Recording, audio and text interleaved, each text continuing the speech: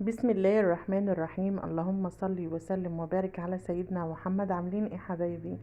يلا كده نسمي الله ونصلي على الرسول ونبدأ الفيديو الجميل ده مع بعض النهاردة. وهو ان احنا النهاردة بقى عملنا احلى واجمل صينية فراخ بالبطاطس، هتاكلي صوابعك وراها. لو اول مرة تعملي صينية الفراخ دي اعمليها بطريقتي وهتدعيلي. شوفي الجمال وشوفي الحلاوة وطالعة عاملة ازاي، ما شاء الله عليها، الله اكبر. كانت طعمها تحفة وريحتها جميلة وجايبة لآخر الشارع. لو أول مرة تشوفي قناتي ياريت تشرفيني كده وتنوريني وتحطي لي اللايك وحطي لي اشتراك واكتبي لي كومنت جميل زي كده وقولي لي بتشاهديني من أي بلد.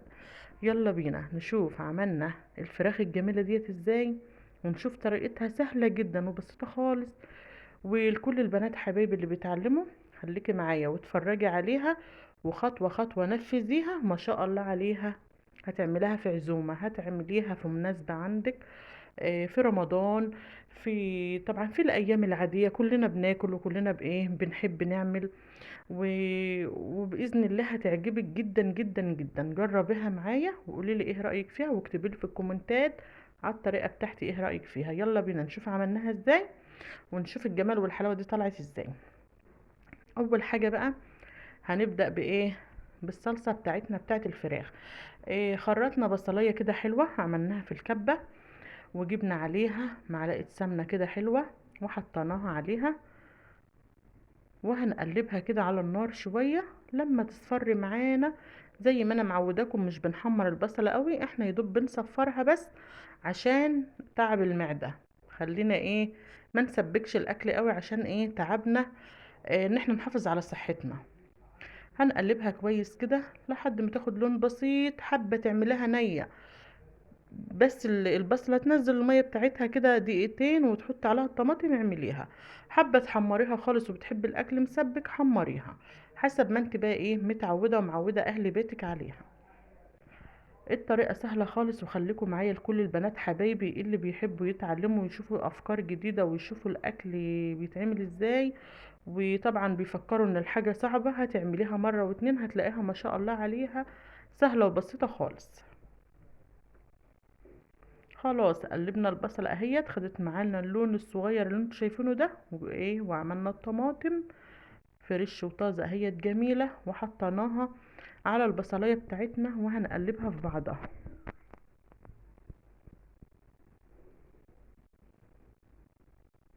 هنسيبها تستوي شوية كده وايه، ونروح بقى نغسل الفراخ بتاعتنا اللي احنا جايبينها علشان نعملها على البطاطس. كده بقى كنت انا جايبة ايه وراك، الوراك ما شاء الله عليها كانت حجمها كبير وحلوة قوي، ما شاء الله عليها كانت حلوة ونضيفة. بس انا قلت لازم اغسلها مرة واتنين وتلاتة عشان تبقى ريحتها حلوة. على فكرة يا حبايبي، اي لحوم لو ما اتغسلتش كويس ريحة الزفرة بتاعتها بتبان في الاكل، ممكن ما تشمهاش وهي نية كده.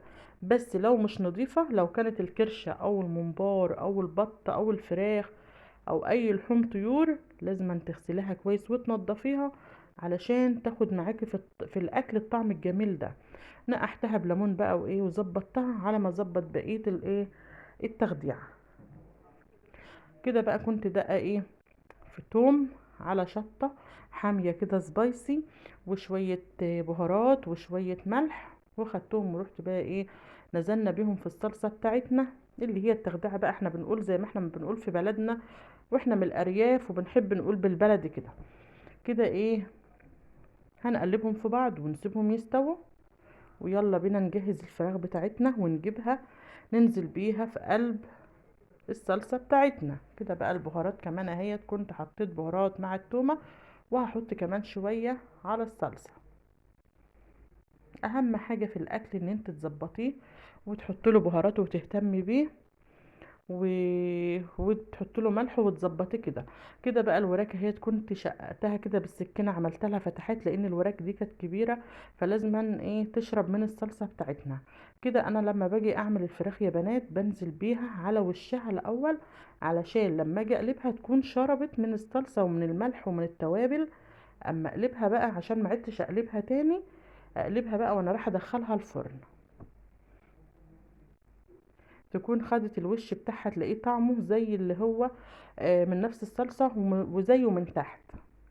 هنعمل كل الوراك بالنظام ده، هنحطها كلها كده وننزل عليها بصلصة، تغطيها بالصلصة ومن فوق ومن تحت كده عشان تشرب من الصلصة بتاعتنا. جربي الطريقة ديت وهتدعيلي بإذن الله. طريقة جميلة جدا وسهلة خالص وبسيطة، بتاخدش وقت. تعتبر أسهل أكلة بتتعمل يا بنات، ومش مكلفة وما بتاخدش وقت. وممكن لو ورك واحد هتعمليه، لو انت فرد واحد او معاكي طفل صغير، ورك هيكفيكي، هتجيبيه ما شاء الله كبير كده وهيكفيكي. هتعملي حتى لو هتعمليه على صينية بطاطس صغيرة كده هتعملي. خلاص، نزلنا الفراخ كلها، هنغطي عليها بقى كده ونسيبها تاخد شوية كده ايه 10 دقايق من الصلصة بتاعتنا على البوتاجاز، علشان كلها بقى ايه تاخد من الصلصة والملح والبهارات. ونحضر البطاطس بتاعتنا اللي هننزلها عليها كده بقى. كنا ايه قشرنا البطاطس وقطعناها إيه شرايح كده، بس طبعا لازم تعمليها سمكها تخين شوية عشان ما تتهرش منك. وانت بتحطها طبعا تحت الفراخ لازم تكون تخينة حبة علشان ما تبص منك وتطلع معاكي سليمة كده وحلوة. وهننزل بقى عليها ايه على الفراخ بتاعتنا، وهننزل البطاطس دي كلها تحت ونطلع الفراخ فوق ونقلبها تاني على وشها زي ما قلت لكم اهيت. هنبدأ بقى ان احنا ننزلها، نخلي البطاطس تحت كده ونقلب الفراخ على الوش. لما ندخلها الفرن بقى تاخد معانا اللون الجميل اللي احنا شفناه في بداية الفيديو. كانت طعمها رهيب وريحتها حلوة قوي. حط لها بس التوم، وحط لها توابل، وحط لها قرن شطة. لو بتحبيها حامية حط لها الشطة، مش بتحبها حامية بلاش تحطي، بلاش الشطة دي اختياري. حابة تحطي قرن الشطة سليم حطيه، بس انا بحب ادقه مع التوم عشان بيعمل لها ريحة رهيبة وهي ايه بتنطبخ كده. خلاص هننزل بالبطاطس كلها ونظبط الفراخ بتاعتنا كده. الفراخ ما شاء الله عليها بيضة ونضيفة وجميلة، وكانت صينية فراخ كبيرة على فكرة ما كانتش صغيرة. ممكن لو عندك عزومة تكفي حلوة، بس انا ما حبيتش اقطع الوراك. هي الوراك كانت كبيرة وحلوة بس انا ما رضيتش اقطعها. قلت خلاص ايه، لان هي الاولادي هدوهم الربع سليم، واللي ايه ياكلوا اللي ياكلوه واللي يفيض يفيض. كده بقى كنا دخلناها الفرن ودخلت اللون، خدت اللون الجميل ده ما شاء الله عليها، طالعه تحفه كان طعمها رهيب وشكلها تحفه. جربها معايا ومش هتندمي. يا رب الفيديو يعجبك واشوفكم فيديو جديد. باي باي. يا ريت تشتركوا لي في القناه وتقولوا لي بتشاهدوني من اي بلد. باي.